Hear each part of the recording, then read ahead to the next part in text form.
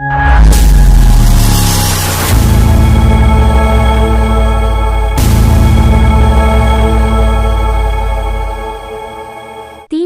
से स्वर्गीय दहिया भाई पटेल के स्मरणार्थ भागवत कथा का होगा शुभारंभ। दमन दीव के लोकप्रिय पूर्व सांसद स्वर्गीय दहिया भाई पटेल की स्मृति में आगामी 3 जनवरी 2024 को भागवत कथा का आयोजन होने जा रहा है। ये कथा सोमनाथ भवन भेशलोर रोड दमन जिला कोली पटेल समाज की बाड़ी में आयोजित होगी। इस कथा को विश्व प्रसिद्ध कथाकार प्रफुल्ल भाई शुक्ल संबोधित करेंगे। अब तक वे 859वीं भागवत कथा का वाचन कर चुके हैं। इस संदर्भ में कथा के मुख्य जजमान जिग्नेश भाई पटेल ने पत्रकार वार्ता बुलाकर उपरोक्त जानकारी दी। इस अवसर पर श्री दमन जिला कोली समाज के ट्रस्टी श्री जयंती भाई पटेल, उपाध्यक्ष जिग्नेश दहिया भाई पटेल, मीडिया प्रभारी उपेंद्र पटेल, अमृत भाई पटेल और महेश किकू भाई पटेल उपस्थित थे। आइए सुनते हैं कथाकार प्रफुल्ल भाई शुक्ल ने क्या कहा। जय श्री राम। दीव दमणना લોકલાડીલા પૂર્વ સાંસદ સ્વર્ગસ્થ દયાભાઈ વી પટેલના સ્મરણાર્થે દમણ જિલ્લા કોળી પટેલ સમાજ દ્વારા આયોજિત શ્રીમદ ભાગવત કથા 3 જાન્યુઆરીથી અહીંયા સમાજની વાડીમાં ભેંસરોડમાં આરંભ થઈ રહ્યો છે।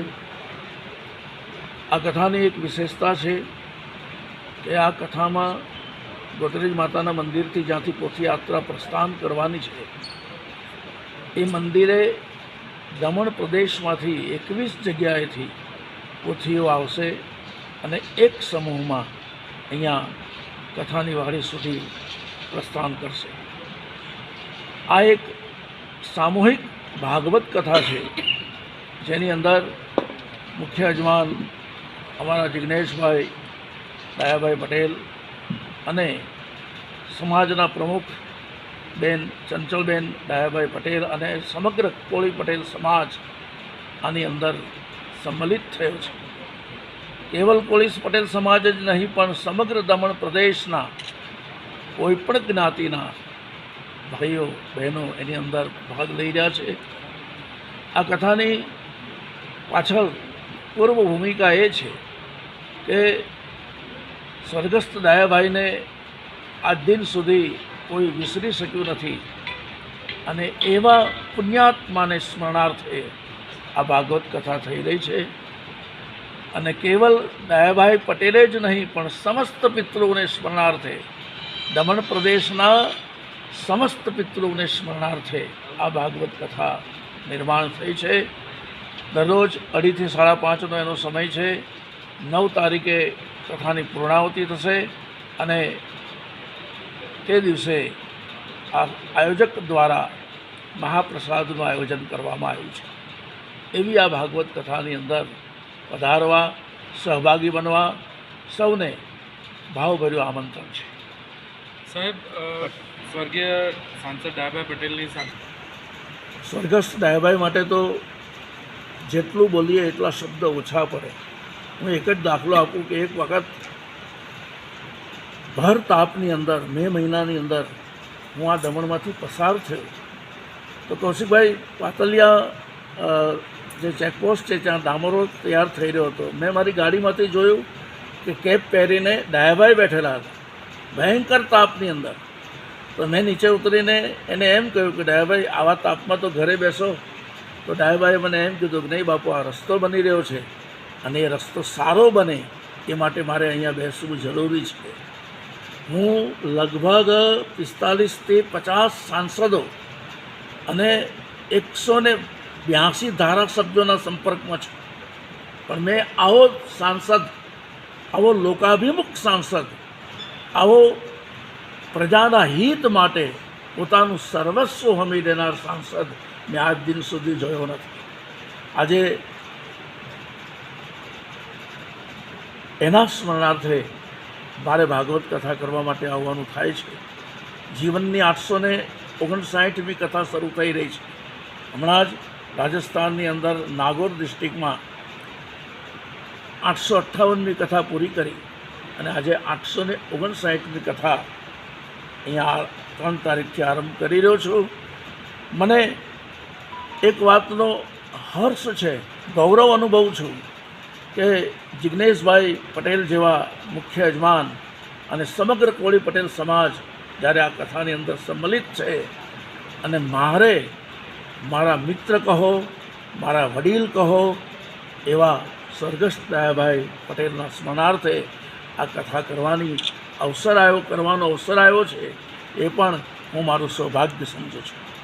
સાહેબ, જાન્યુઆરી માસ એના માટે તો હું એટલું જ કહીશ કે 14 વર્ષ પછી રામ અયોધ્યા આવ્યાને જે દિવાળી થઈ એના કરતાં પણ 550 વર્ષ પછી રામલલા એ નિજ મંદિરમાં જ્યારે પ્રસ્થાપિત થઈ રહ્યા છે ત્યારે આ ઘટના, આ પ્રસંગ, આ દિવાળી કેવલ ભારતની જ નહીં પણ સમગ્ર વિશ્વની દિવાળી બની રહે. કારણ કે હવે આખા વિશ્વએ સ્વીકાર કર્યો છે, હવે આખી દુનિયાએ એક વાતનો સ્વીકાર કર્યો છે, જ્યારથી જવામર્દ વડાપ્રધાન નરેન્દ્રભાઈ મોદી ભારતના વડાપ્રધાન બન્યા પછી આ વિશ્વને એની પહેચાન થઈ છે, એની ઓળખાણ થઈ છે. બધાએ સ્વીકારવું પડ્યું છે કે રામ કેવલ હિન્દુઓના જ ભગવાન નથી. અબુધાબીનો પ્રિન્સ, અબુધાબીનો શેખ એમ બોલ્યો છે કે રામ એ કેવલ હિન્દુઓના જ ભગવાન નથી, રામ આખા વિશ્વના ભગવાન છે. અને એ આજે ચરિતાર્થ થઈ રહ્યું છે. બહુ ખુશી અને આનંદનો પ્રસંગ છે. આમાં કોઈને કહેવાનું રહેતું જ નથી. જેના બાપ દાદાઓ રામનું નામ લઈને જીવ્યા છે અને જેની પેઢીઓ રામ નામ માટે, પણ એક વાતનો આનંદ છે કે આપણા પૂર્વજોએ આ દેશમાં મંદિરો તૂટતા જોયા છે. આપણને ગૌરવ છે કે આપણે મંદિરને બંધાતું જોઈ રહ્યા છીએ અને એનો યશ માનનીય વડાપ્રધાન નરેન્દ્રભાઈ મોદીને ફાળે જાય છે. 1992માં નવસારીના અંદર 10,000 બજરંગ દળના કાર્યકરોને ત્રિશૂળ અર્પણ દીક્ષાનો કાર્યક્રમ અમે રાખ્યો હતો. એ વખતે હું દક્ષિણ ગુજરાત પ્રખંડ પ્રમુખ હતો 92માં. એ વખતે અત્યારના વડાપ્રધાન માન્ય શ્રી નરેન્દ્રભાઈ મોદીની અધ્યક્ષતામાં એક કાર્યક્રમ હતો.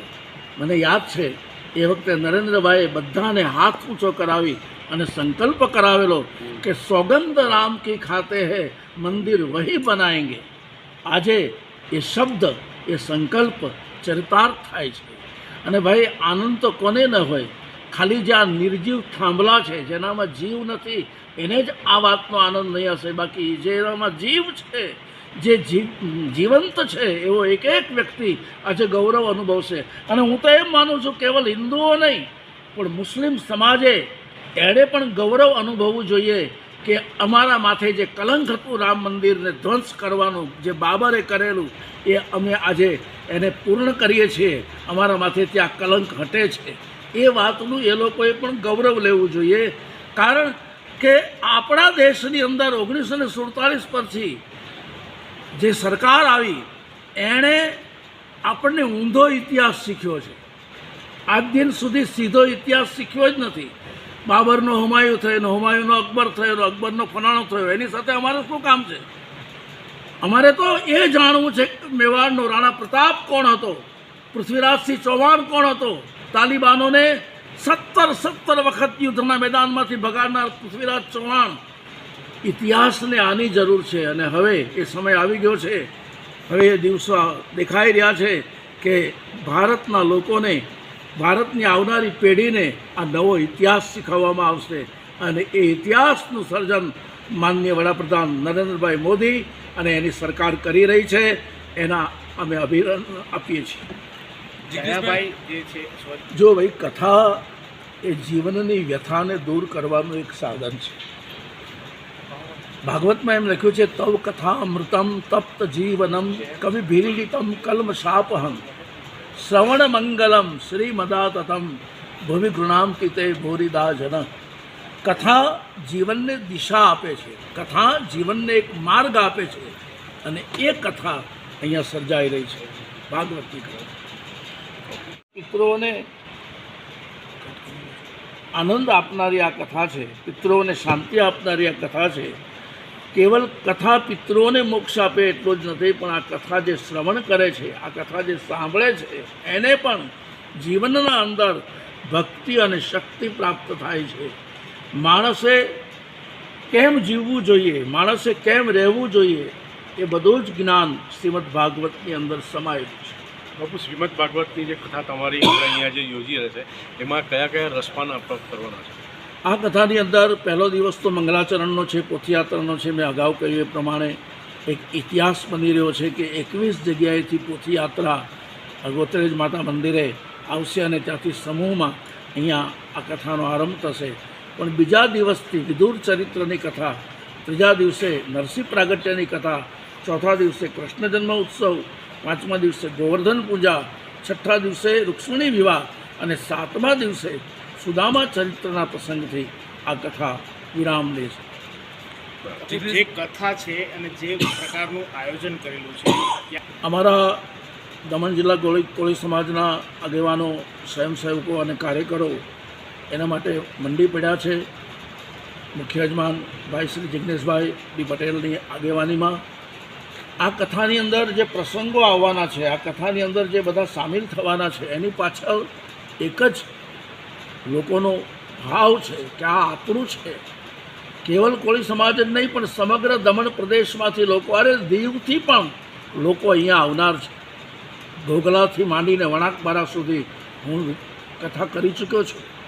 દીવના 23 કિલોમીટરના એરિયાની અંદર લગભગ ગામે ગામનો મારો પરિચય છે. મેં એટલી બધી કથાઓ કરી છે અને એમાંય સરગસ દયાભાઈની સાથે ઘોઘલાથી લઈને વણાકબારા સુધી આખા દીવ પ્રદેશની અંદર મેં સત્સંગ યાત્રાઓ કરી છે.